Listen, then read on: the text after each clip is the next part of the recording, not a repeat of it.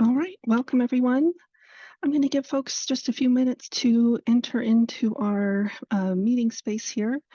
You have arrived at rulemaking meeting number 3 for the Walk Cares Fund for the DSHS, the Department of Social and Health Services team. We're going to be talking about approved services, which is a continuation from our meeting last week. Again, I'm going to pause just a little bit for folks to come in, get settled, and then we will get started.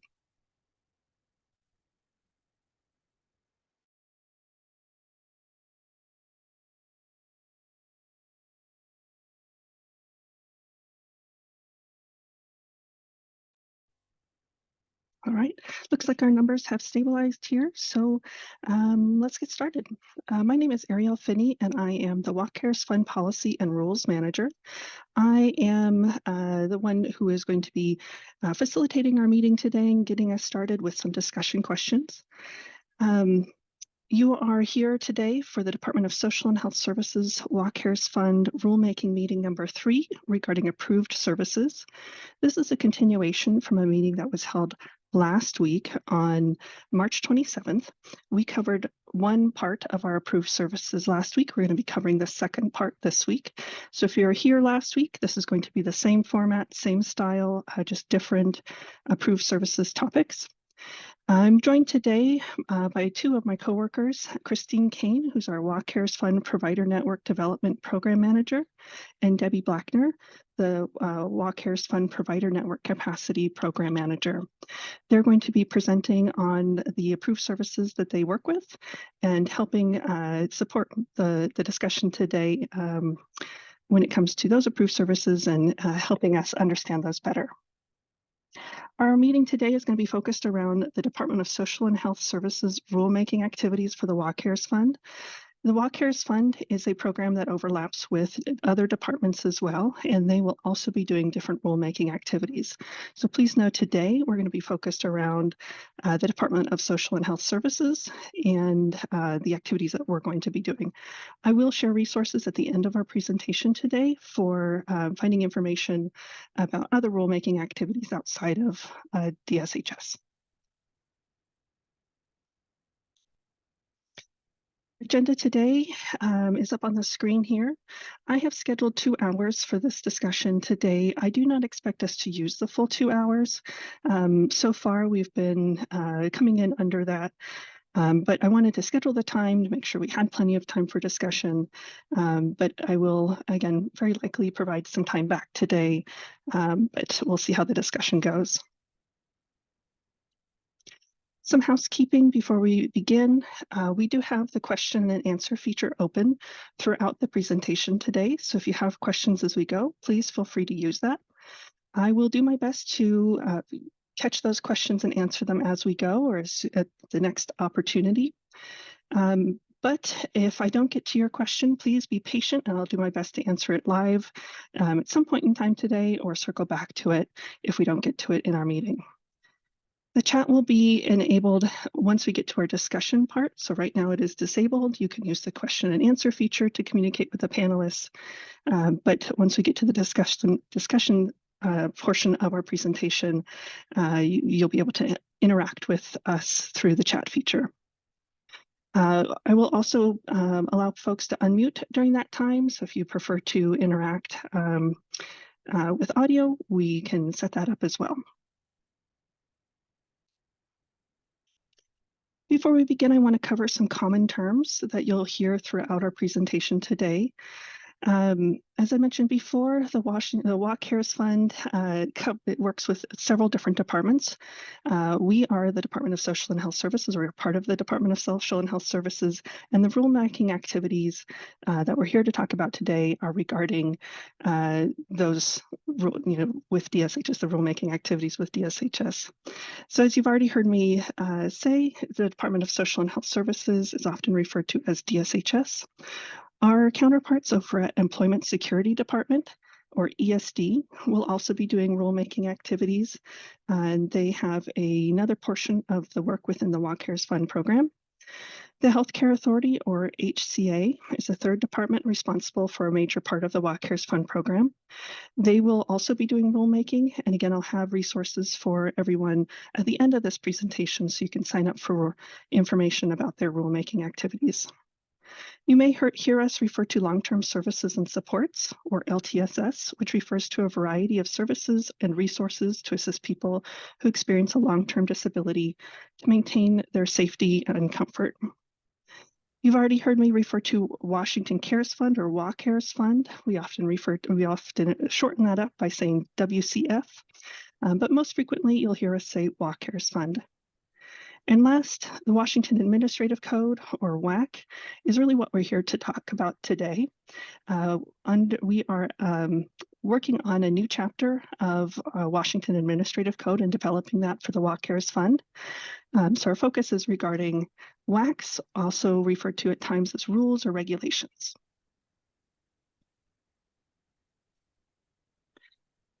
So Chapter 50B04 RCW governs the Washington Cares Fund program and grants authority to the department for rulemaking activities. Our focus today is rulemaking activities for approved services. We will be covering different topics in different meetings. So today, our focus is again around approved services, but please make sure to sign up for meetings that cover other things such as beneficiary eligibility and provider registration. Those meetings will be coming up here shortly. In RCW 50B04-010 defines terms for the Washington Cares program. We'll be working from the definitions list in the statute to create rules. And the definitions we present today are working definitions, and your feedback today will help us identify opportunities for improvement. So these are, again, definitions that we are drafting. We are hoping to get feedback, different perspectives, see areas that we can consider before we draft these rules. So RCW 50B04-010 defines approved services as long-term services and supports, including but not limited to the services on the screen. So some of these we talked about last week, and we're going to be addressing the other ones today. And part of our focus today will be to cover the including but not limited to language that's listed here on that first line after approved services. Because we may want to be able to, we want to look at what other services may be similar to the services that are listed in statute, but are not specifically called out. So as we get into our discussion point, that's part of what we're trying to understand more and get a extra set of eyes for. So last week, we covered the topics here on the screen. If you have thoughts or ideas about that, or you want to revisit the discussion from last week, please feel free to share information with me directly. Also, the recording of that webinar from last week is available on our website, and I will share that link at the end of our presentation. But you're welcome to go back and revisit that discussion if these approved services are of interest. And if you have any feedback or ideas, you're welcome to continue to share those with me. Our focus for today are the items here on the screen. I'm going to turn it over to my subject matter experts to go into these in more detail. But once again, if you are looking at these and you have ideas after today, please feel free to reach out to me. So to get us started, I'm going to turn it over to Christine Kane.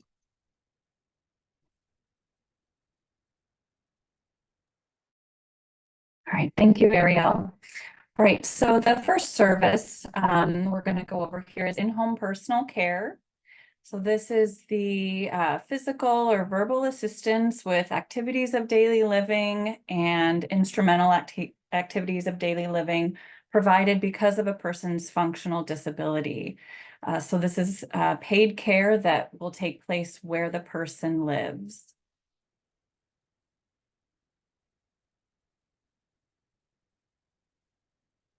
Next service here is eligible relative care. So this may be paid, an eligible relative may be paid to provide in-home personal care, so the ADLs and IADLs, should they complete the associated requirements to become a long-term care worker.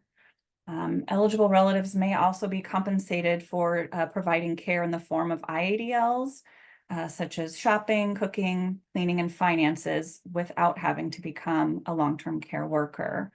We've noted below what an eligible relative may include as far as relative types. We want to pause and let folks take a look at that definition or look at those.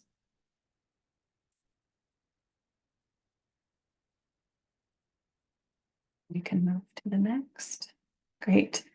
So we've got services that assist paid and unpaid family caregivers. So these are services performed for the purpose of maintaining an individual's health and safety as it relates to their immediate living environment.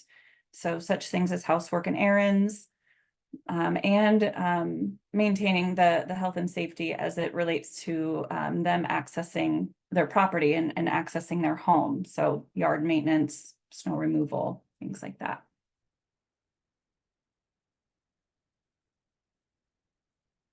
We have adult day services. These are services consisting of adult day health, adult day care, or both. So adult day health centers provide supervised daytime programs that include skilled nursing and rehabilitative therapy services. So physical therapy, occupational therapy, to those who may need that level of assistance during a day.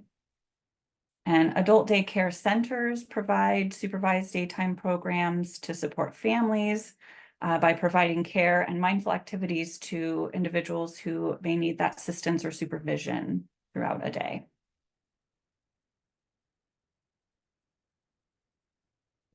Right, and then home delivered meals. So these are meals, or this service provides nutritionally balanced meals delivered to the individual's home. And I will turn it over to my coworker, Debbie, for the remaining definitions. Wonderful. I'm going to start with adaptive equipment and technology. And adaptive equipment and technology are assistive devices and items that increase, maintain, or improve an individual's ability to perform those activities of daily living, such as but not limited to eating, bathing, toileting, walking, or to perceive, control, or communicate with their living environment. And this is kind of an umbrella term that we use. And underneath this umbrella term of adaptive equipment and technology, there are some specific subcategories that I'd like to kind of detail. One of those is non-medical equipment and supplies, or if you're involved in the existing Medicaid long-term care world, we might refer to those as specialized equipment and supplies, or SA 421 items. So those include cognitive and sensory aids, fine and gross motor aids, and include things like an over-the-bed table, waterproof mattresses, waterproof mattress covers, excuse me, grab bars, small portable wheelchair ramps, bath mats, handheld showers, walker baskets, lip chairs, the small 1/4 to 1/8 in length bed canes, or also known as bed rails, a smoker's apron, the bed pads or chucks that are sometimes used. So those are all considered non-medical equipment and supplies. It also includes both durable and non-durable medical supplies that an individual would need to live safely in their community. And so that might include something like bathroom safety equipment, which would include commodes, raised toilet seats, bath stools and benches, and then it would also include incontinence products like adult briefs and wipes.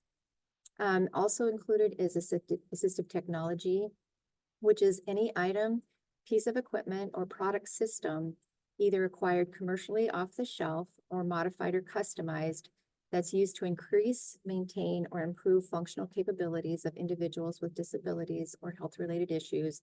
And things that might be included under AT would include things like adaptive utensils, a doorbell with a camera for someone that has mobility issues, reachers, medication dispensers, magnifiers, leg lifters, a bidet, things like that would be considered assistive technology.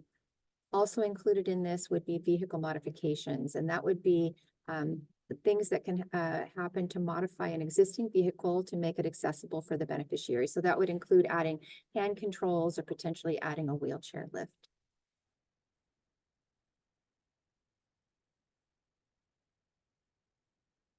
So transportation is a service that will support individuals who have no other means of transportation to get to things like the grocery store, their appointments, to social services and other recreational activities that would be good for their well-being. And so things would potentially be included would be things like mileage reimbursement, bus passes, taxi scripts, and ferry tickets.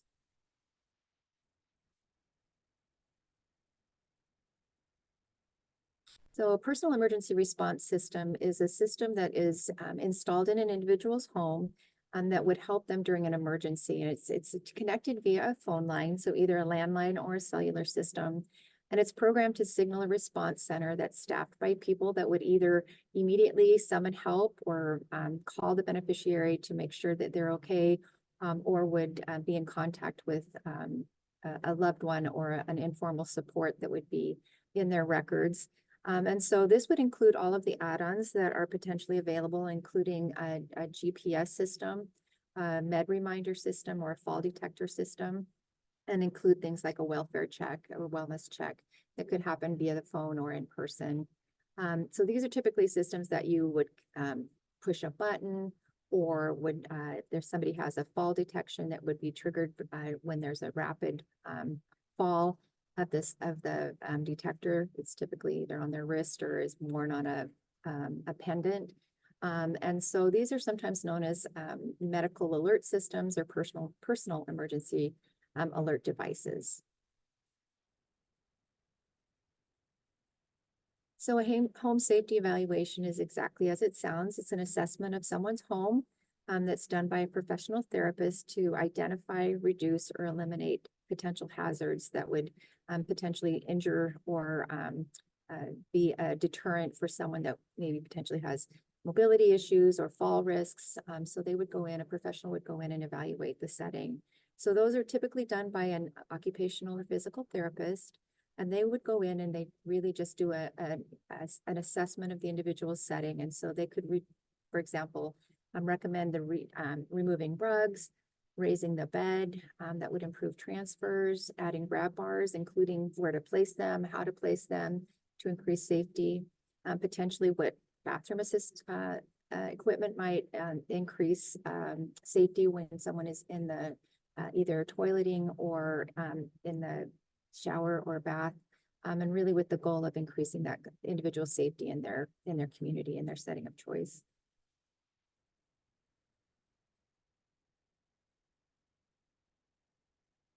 And then a lot of times when doing a home safety evaluation and they're potentially looking at ways that they could make a home more accessible, that professional might have recommendations to make the environment itself more accessible. And so environmental modifications include things such as installing ramps or installing a stair lift.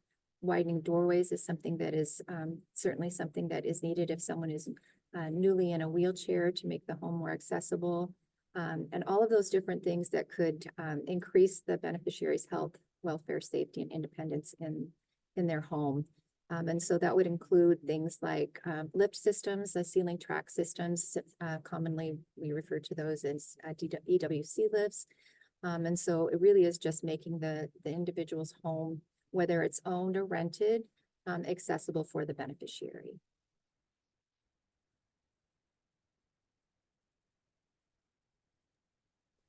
All right. Thank you, Debbie, and thank you, Christine, for doing a walkthrough of that with us. I am going to open up the chat now and then address a few questions while folks are typing in any other questions they have.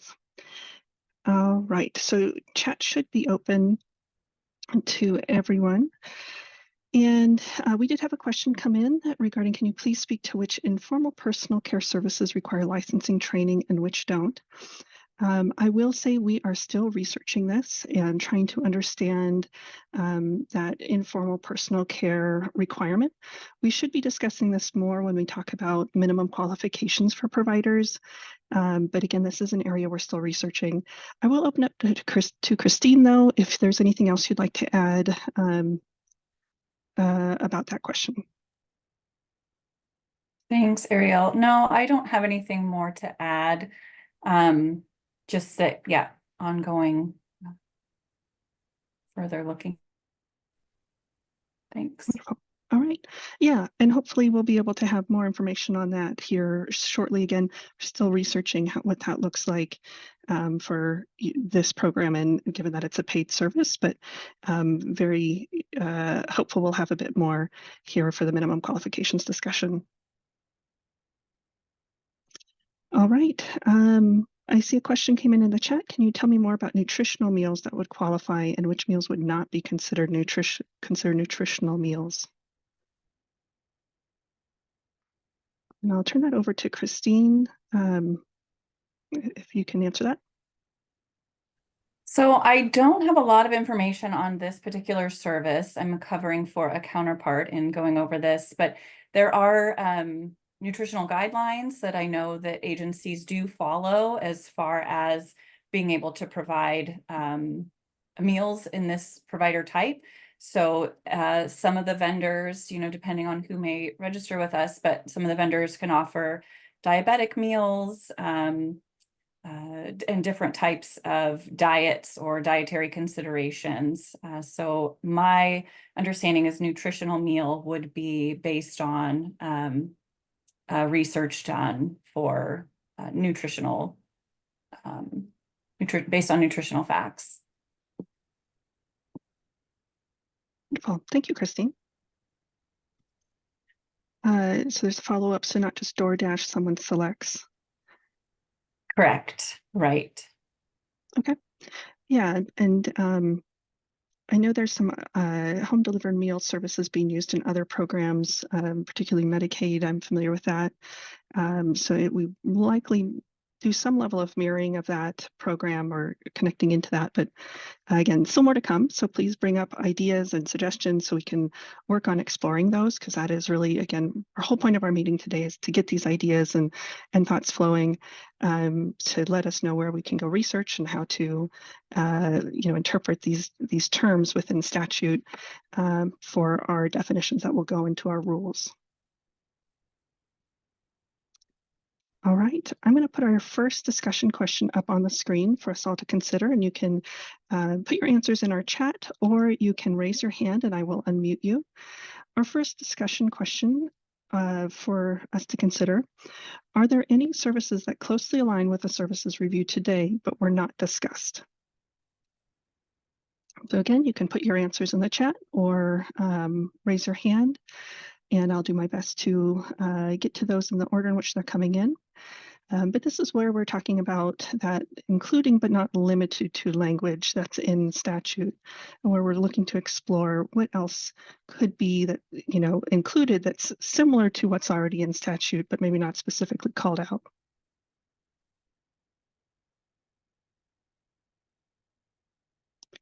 All right, so I see a question: services that are performed by paid and unpaid caregivers, yard maintenance, snow removal, etc. Do people offering these services need to be registered and approved vendors? And I see Christine, you unmuted.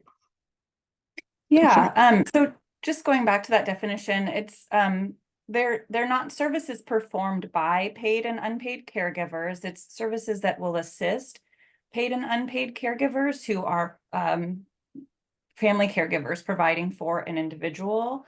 And so we're seeing that, providers are going to register who have a business license to perform yard work or snow removal in the state of Washington. So those would be the providers, or maybe a home care agency who does housework and errands for folks. And so those would be, so yes, those providers would need to be registered to provide that service. But just to clarify,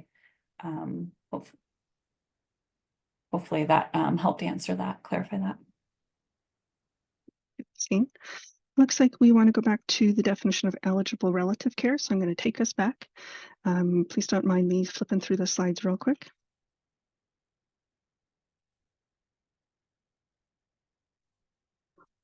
Here we go. And the definition of eligible relative care is up on the screen for a review.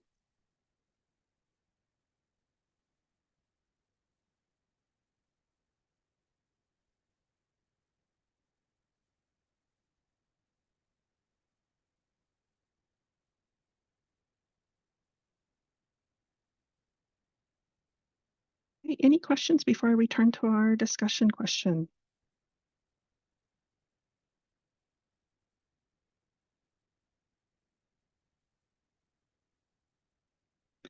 So the question came in regarding who will provide the training required. And I'll turn this over to Christine. Yeah, so currently what we're looking at is, if we've got an eligible relative who wants to be paid to provide personal care to a beneficiary, they would have to become a long-term care worker. So following the rules in place currently as far as training requirements, depending on their provider type.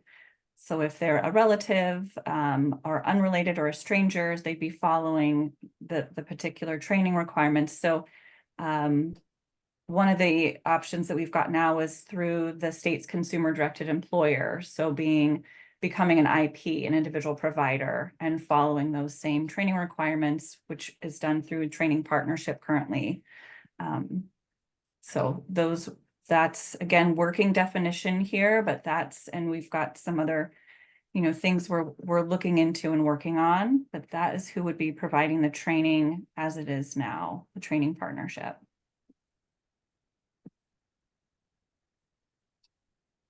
All right, thank you. I could. Mm-hmm. It looks like there's a question about, is there a minimum age for an eligible relative, a grandchild, 18 years old or older? Yes, 18 years or older. So you must be an adult to Okay. become a paid. Yeah. All right, and then there's another question about, what about being able to help with decluttering? Are they able to take on these types of duties or clean up the home environment that has to be done before care services can begin?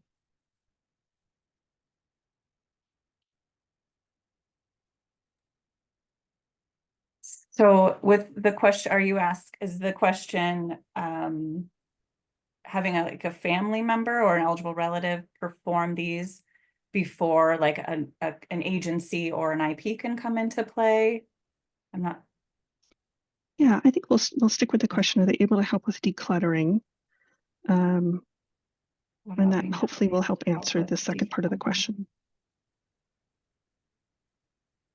So, eligible relatives could be paid to perform IADL work. So that's cleaning, and whatever that might look like between the eligible relative and the beneficiary. But if you've got, if there are any suggestions or things that you'd think we should take into consideration from experience, we'd be happy to hear any suggestions in that direction. But yeah. All right. We have one more question coming in on this topic, and then I'm going to move us back to our prompt. Can an agency or IP do this work?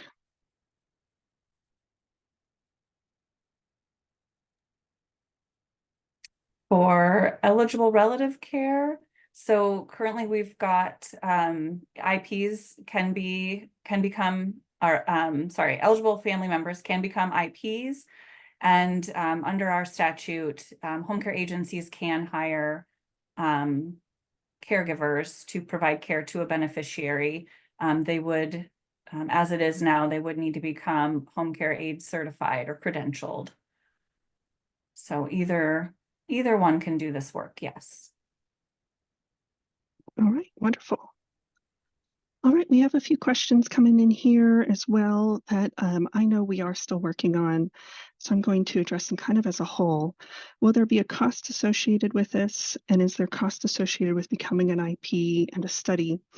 There is some cost associated with being an IP potentially, but we are very much still looking into what that would look like for the WA Cares Fund program. So I think that will be something we'll have to follow up with again, maybe as we get into minimum qualifications and the training requirements sections that we will be talking about later on in the series. Hopefully we'll have a bit more detail at that time. Certainly though, if you have suggestions, please feel free to share those, because that's really helpful for us right now as we're in this really kind of in a brainstorming session or brainstorming space within this project, to hear those ideas or hear those thoughts now, and we can research those and take those into consideration. So if there's thoughts or concerns, please share those in the chat or the Q&A feature, or you can raise your hand. Happy to take those on. Another question that I think we're going to have to research a bit more because I might need a bit more information on it as well, is regarding the state. Does the state have a Medicaid base rate for providers like snow removal and yard care? And I don't know that off the top of my head. I will pause here if Christine or Debbie know that, but I may have to follow up on that one. Get a little bit more research in. Yeah, that service currently is provided, or both of those services are currently provided under the MAC and TESOA programs. Which are not, they're not Medicaid programs, but they are programs in place and operated under the Medicaid Transformation Demonstration. So we do have rates to look at for those providers. Wonderful. Thanks, Christine. All right, I'm going back to our discussion point here. Are there any services that closely align with the services reviewed today but were not discussed? So I'll give us an opportunity to digest that and provide any answers. Again, this is our opportunity to kind of hear those areas that come to your mind and allow us to take note of that. Gives us some space to do some research and see what we can come up with for it. So we're very curious to hear if there's other services that were not discussed today but closely align with the services we've discussed. Now, again, there were other approved services that we talked about last week, so could be that they have fallen under that category and we addressed them already, but please feel free to share.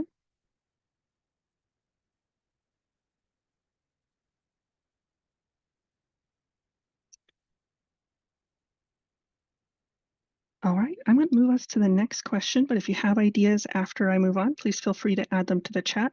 We will still be taking note of what's happening. Any ideas that come up, feel free to share.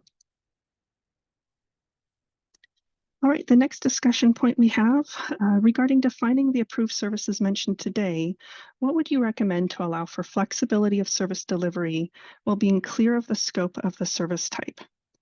And I've included the services we've talked about today here on the screen. But again, what would you recommend to allow for flexibility of service delivery while being clear of the scope of the service type?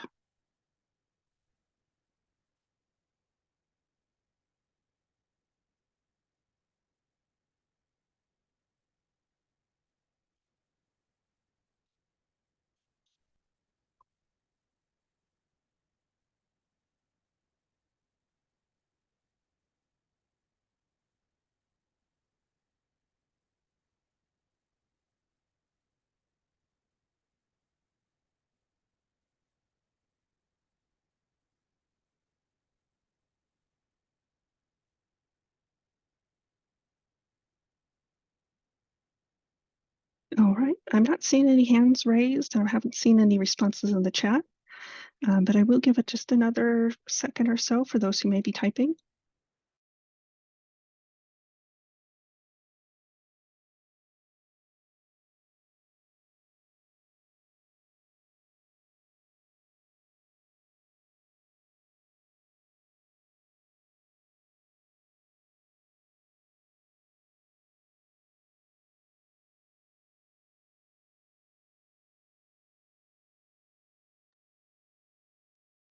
All right, I see someone has put in the Q&A for us regarding decluttering. There is a contract for Service Master in Snohomish County for heavy house cleaning.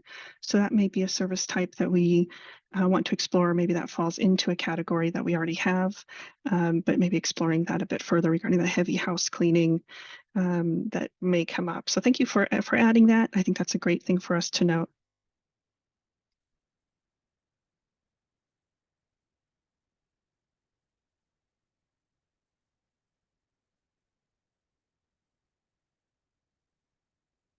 All right. All right, I'm going to move on to the next discussion point here. Again, if you have thoughts after I move on, please put them in the chat. Our next discussion question for you all is what accessibility or equity considerations come to mind regarding rules for the approved services mentioned today?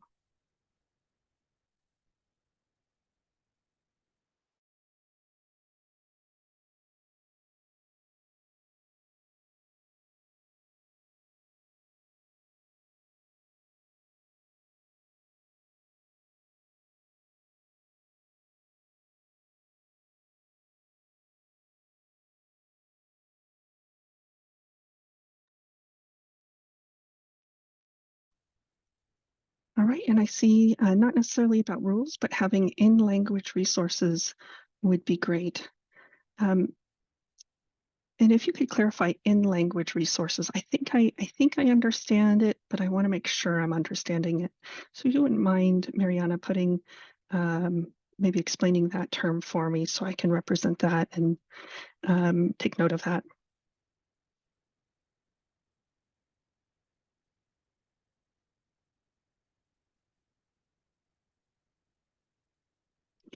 All right, and then I see a comment regarding our last question. It seems to me that a person who qualifies for money they put into the system should have choices on how to spend the money as they see fit, not as the state sees fit. If not allowed to invest LTC dollars as a person wants, I think more flexibility is better. All right, thank you so much for saying that. And we certainly want to represent those choices in our rules. And part of our work here is to understand how to create that breadth while also being clear about provider requirements for registration. And also recognizing that a lot of people don't necessarily know all the time, as they're coming into long-term care services for the first time, what services do and what they offer. So we want to be able to provide some support and clarification around that as well for folks. So my hope is that we can capture that breadth here as we do the work in whatever way we can. So if you have any recommendations on that, please feel free to share. I see another one, resources on information and rules, not only in English. Okay, thank you for clarifying.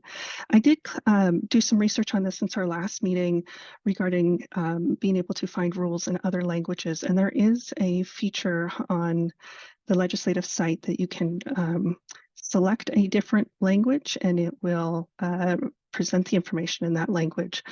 So I'm very pleased to know that there is some language accessibility there, but I think the more we can provide information in other languages and accessibility there, the better. All right.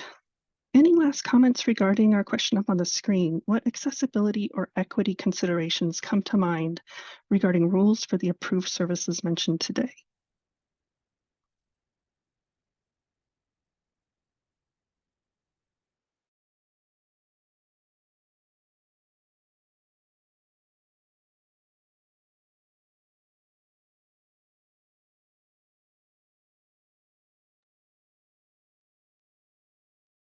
All right. I'm going to move on to our next question then, but again, feel free to put your answer in the chat if you're typing it right now. We'll still take it. All right, next question. What plain language recommendations do you have for the approved services to discuss today as it relates to rule writing? What should be considered to make sure the rules are easily understood by our audience?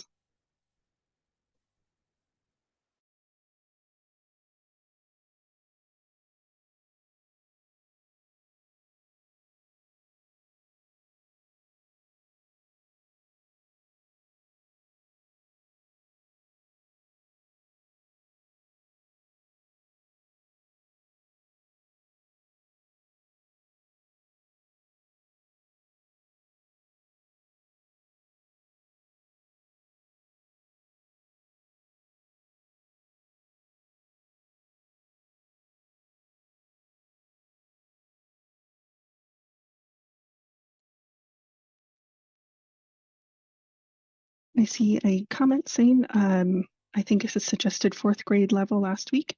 Yes, and that is certainly something we've taken note of. Thanks for bringing that back up, Lindsay.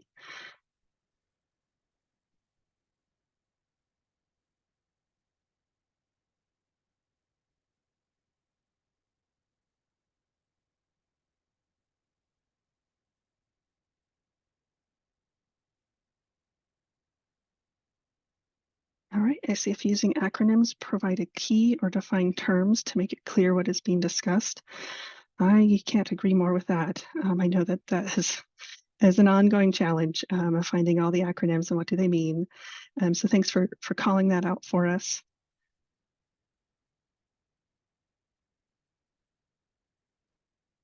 And I see a comment saying I've read and reread the law regarding training requirements for the various care situations, and it's pretty opaque who needs to do what for which.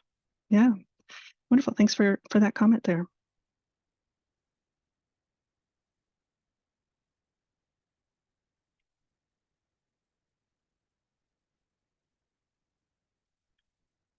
I'll move us along here. But again, at any point, you can answer any of the questions and we'll take those comments here in the chat.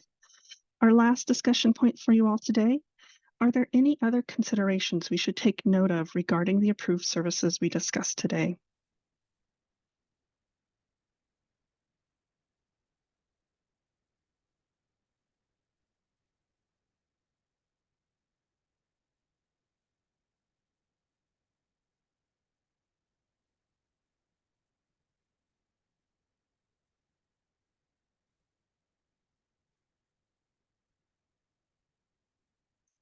And I see a request to go back to the transportation slide, so I'm going to go backwards for a bit. Please don't mind my scrolling.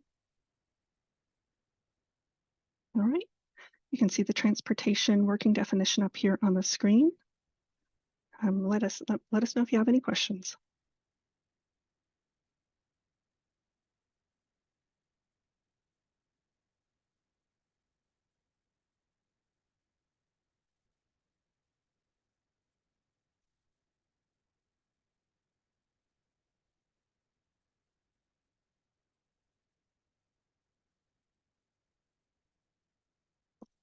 All right, and back to our question here. Are there any other considerations that we should take note of regarding the approved services we discussed today?